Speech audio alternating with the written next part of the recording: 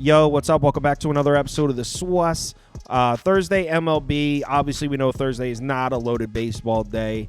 I think we got 7 or 8 games on the board here. I'm going to go through 3 of them in this video. Whatever I don't get to, we'll go through on the live show tomorrow morning, 11:30 a.m. Eastern time. It'll be me, Toast, Prop Beaver, and Kamish. So the normal crew. That's tomorrow, 11:30 a.m. We'll go through all the games. As far as Wednesday night, I posted 3 bets on the site. Baltimore's not looking good. It's not over yet, though. They're down 5-3. Milwaukee looks good, so that's a good one, and I honestly forget what the third one is. It's Oakland. Just remembered, it's Oakland. So it looks like my heater's going to end. I swept on Monday and Tuesday, so it looks like my heater comes to an end on Wednesday. But we'll see. Games aren't over. So, yeah, I'm going to go through 3 of them. Let's roll. Welcome to the source. The source.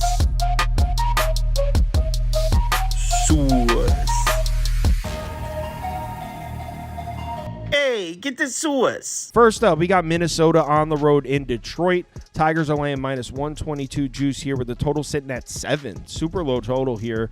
On the mound, we got Pablo Lopez pitching for Minnesota, Tariq Skubal pitching for the Tigers. So let's start with the matchup for Skubal against the Twins. Got decent career numbers against Minnesota, 46 innings pitched, a 3.91 ERA, a 109 whip, 4.29 expected FIP. Those are solid. His last start against the Twins was all the way back in 2022, so a long time ago now. But he threw a gem. 5 innings pitched, just 3 hits, no runs, and 4 strikeouts. And Skubal's off to a great start this year. He's made 2 starts on the season, 12 1/3 innings pitched, a 2.92 ERA, a whip all the way down at 0.73, and a 2.45 expected FIP. Those are elite numbers. Now, you can point out the 2 lineups he pitched against, the White Sox and the A's, possibly the 2 worst lineups in the AL. Oakland's looked all right, but yeah. On the season, those 2 lineups against lefties, I mean, they're 7th and 18th against WRC+, so that's not that bad. But I think we all expect the A's and the White Sox to be 2 of the worst lineups in the American League. That being said, both the A's and the White Sox have better numbers against left-handed pitching this year than the Twins do. On the season, Minnesota, 22nd in average, 21st in OPS, 22nd in isolated power, 22nd in WRC+ against lefties. Twins are struggling. They've only seen 2 lefty starters on the season, but both gave them problems. Paxton went 6 innings, 2 runs, 3 hits. Reagan, 6 innings, 2 runs, 5 hits. So both lefties to pitch against the Twins had success. And this is nothing new for Minnesota. If you rewind it back the last 3 seasons, Minnesota 23rd in average, 20th in OPS, 16th in WRC+, 10th in isolated power. This is not a lineup that has been able to hit left-handed pitching for multiple seasons now. And the fact that this game's being played in Detroit is definitely another positive for Skubal.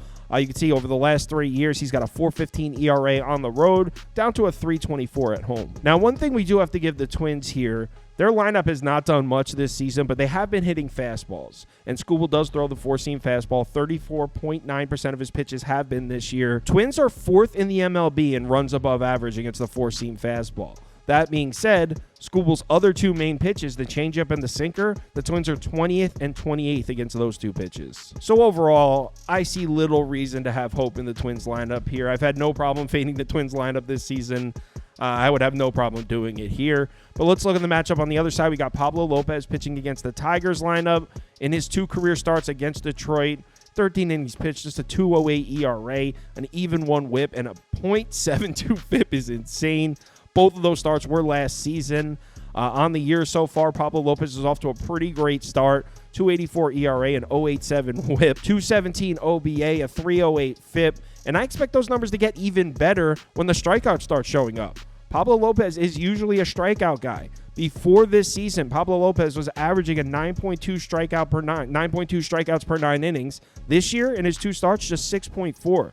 So the strikeout numbers haven't been there. Obviously, we expect those strikeout numbers to regress back to normal. And the Tigers lineup might be the perfect matchup for that to happen. Detroit's been terrible against right-handed pitching so far this season. 25th in average, 26th in OPS, 26th in WRC+.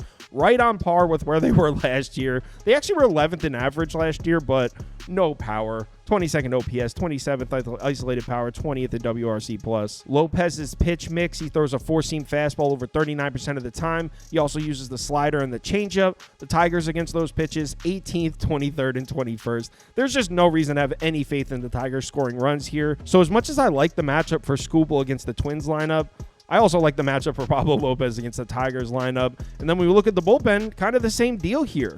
These bullpens 6th and 12th in the MLB in expected FIP, 2nd and 3rd in ERA. These are 2 top 10 bullpens so far.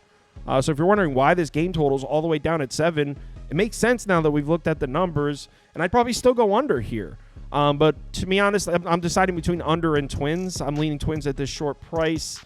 It'll be under and Twins. I'll let you know on the live show. I haven't placed the bet yet. Next game. Pirates on the road in Philadelphia. Phillies are minus 150 favorites. Total sitting at 9. Jared Jones on the mound for the Pirates against Ranger Suarez, for the Phillies. Let's start with the matchup for Jared Jones against the Phillies lineup. Jones is off to a solid start in his MLB career. He's made 2 career starts both this season. He's got a 3.86 ERA, an 0.94 WHIP though. And look at that expected FIP, a 2.43. That's indicating he's not getting lucky. He is really dealing. The only concern so far with Jones would be the hard contact allowed. 21.4% barrel rate, 57.1% hard hit rate.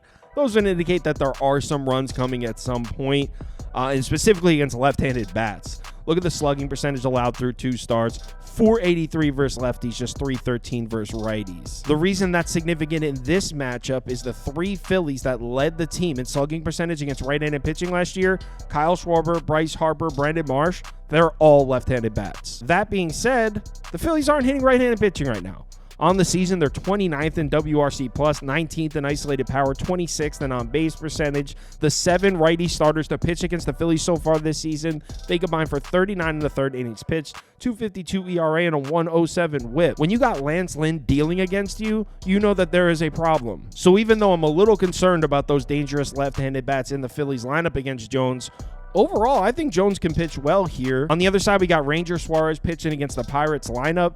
And Pittsburgh, the current Pirates lineup, actually has great career numbers against Ranger Suarez. 48 plate appearances, a 949 OPS. They're batting 372 off from lifetime. Suarez only made 1 start against the Pirates last season, and he got absolutely shelled. 9 hits, 2 walks, and 6 runs through just 4 2/3 innings of work. And this is a Pirates lineup that's been red hot against left-handed pitching. On the season, 4th in WRC+, 8th in isolated power, 1st in on-base percentage. This has been one of the best lineups in baseball against lefties. The Pirates have seen 5 lefty starters so far this season. Want to know their combined numbers against Pittsburgh? 21 in the 3rd innings pitched, a 6.75 ERA, and a 1.88 WHIP. Now, they haven't seen any lefty aces. Mackenzie Gore, Trevor Rogers, Weathers, Puck, Luzardo. I mean, Luzardo's pretty good. But overall, Ranger Suarez isn't head and shoulders better than those names. And to take it a step further, the fact that this game's being played in Philadelphia might not be a positive for Ranger Suarez. He's actually been significantly better on the road over the course of his career. These are his numbers since 2022. He's got a 3.02 ERA and a 1.26 WHIP on the road. At home, 4.89 and 1.44. And if you look at Ranger Suarez's pitch mix, he throws a 4-seam fastball, a slider, a changeup, and a cutter. The Pirates, against those 4 pitches from lefties this year, 1st in on-base percentage, 1st in WOBA, 9th in isolated power. So overall, this is a really ugly-looking matchup on paper for Ranger Suarez. I think Pittsburgh's going to put up runs here. And then when we take it back to the bullpen, you got the Pirates coming in here with a full day's rest. All of their arms should be good to go. The Phillies just use Strahm, Soto, Dominguez, Hoffman.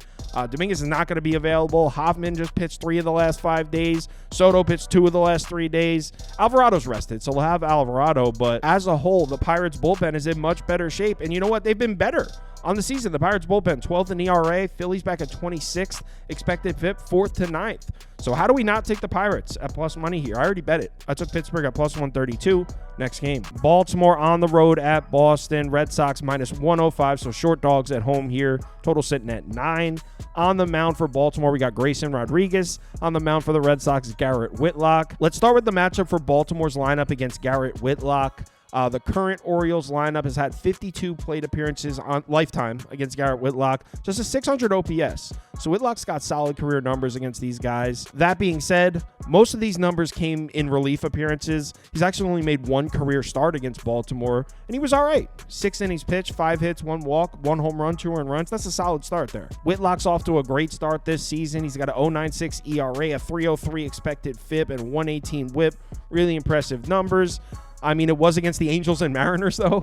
Both are sitting in the bottom 10 in OPS against right-handed pitching, so a little bit of asterisk there. But you know what? Unlike most of the Boston Red Sox pitchers, Whitlock actually has better numbers at home in Fenway. As a starter, you can see the WOBA's better, much better home runs per 9, so he gives up a lot less home runs in February.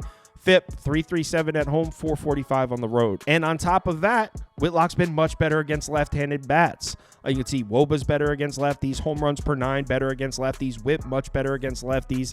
That's key here because the Orioles lineup is projected to have 7 lefties in it. And speaking of the Orioles lineup, I know they have great numbers against right-handed pitching this year. They're 5th in WRC+, 2nd in isolated power, 7th in OPS. Great numbers against right-handed pitching. But there's a huge difference between Baltimore's production against righty starters and Baltimore's production against righties in the second half of the game. Check this out. Baltimore in innings 1 through 5 against righties, so essentially righty starting pitchers, 17th in WRC+, 1st in isolated power, 28th in on-base percentage. Against right-handed pitching in innings 6 through 9, 2nd, 4th, and 5th. So Baltimore doing most of their damage against right-handed pitching against the bullpen. So even though the Orioles have some dangerous-looking numbers against righties, I actually think Whitlock can pitch well here. The other matchup, we got Grayson Rodriguez pitching against the Boston lineup. He faced the Red Sox just once last year. It was on the road in Fenway, and it definitely didn't go well. 4 1/3 innings pitched, 7 hits, 2 walks, and 4 runs. That's an ugly-looking start. That being said, G-Rod's off to an excellent start this year. He's made 2 starts on the season, a 2.19 ERA, 2.87 expected FIP is nice, 105 WHIP. Solid numbers there to start the year. Here's where it gets a little concerning for Grayson Rodriguez, though. He's got some pretty notable righty-lefty splits. You can see from these numbers here, he definitely struggles with left-handed bats. The WOBA's higher, home runs are way higher, strikeout to walk rate way down, WHIP higher, FIP way higher. The reason that's significant here, the Red Sox lineup without Trevor Story, because Trevor Story just got hurt, without Trevor Story, the Red Sox lineup's going to have 7 lefties in it. Now, I know we just saw Corbin Burnes completely shut this Red Sox lineup down. 7 innings pitched, 2 hits, 1 earned run. It was impressive. That being said, the 5 righty starters to see Boston before that, they combined for 24 1/3 innings pitched, a 7.03 ERA, and a 1.69 WHIP. So other than that ugly game against Corbin Burnes, the Red Sox have been tagging righty starters. Boston on the season has solid-looking numbers against right-handed pitching, 14th in WRC+, 8th in isolated power, 17th in on-base percentage.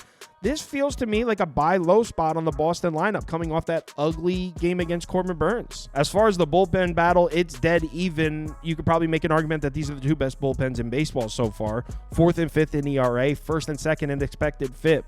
Craig Kimbrell did throw yesterday for Baltimore, but he only threw 13 pitches, so he should be available. Bullpen battle's even, but I like the matchup for Whitlock a lot more than I like the matchup for Grayson Rodriguez. I think Boston's going to get to him. Prop Beaver likes the Red Sox first 5 money line at -104. I like it too, and I'm down to play the full game as well. So I'm probably going to play Boston 2 ways here, first 5 and full game. Like I said earlier, live show 11:30 a.m. Eastern time. We'll go through every single game. And then at 4 p.m. Eastern time, we'll go through every single NBA game. If you're able to make it, would love to see you in the comments. If you want my top bets, I'm going to post some overnight. I actually already posted 2 in an NBA. I actually posted 4 bets already. So if you want to check those out, head over to KyleKirms.com. Also, the bets from the whole staff are posted on there. There's also a link to join the Discord if you're interested. Let's have ourselves a nice Thursday. Not the most loaded night, but we can definitely find some value. Remember to bet responsibly, and I'll talk to you in the Discord.